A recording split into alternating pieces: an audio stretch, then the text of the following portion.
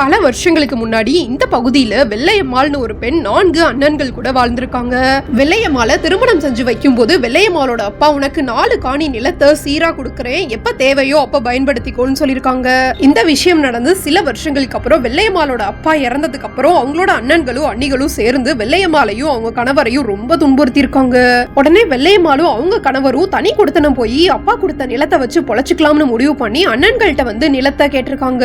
உடனே அண்ணன்கள் நிலத்தை கொடுக்க மனசு இல்லாம வெள்ளையம்மாளோட கணவரை காட்டுக்குள்ள கூப்பிட்டு போய் கொலை பண்ணி புதைச்சிட்டு வந்துட்டாங்களாம். கணவன் இறந்த சில நாட்களுக்கு அப்புறம் கர்ப்பமா இருந்த வெள்ளையம்மாள் நடந்த விஷயங்களை தெரிஞ்சுக்கிட்டு ஊர் பெரியவங்கிட்ட சொல்லி அண்ணன்களை கூப்பிட்டு வச்சு பஞ்சாயத்தை ஏற்பாடு பண்ணிருக்காங்க.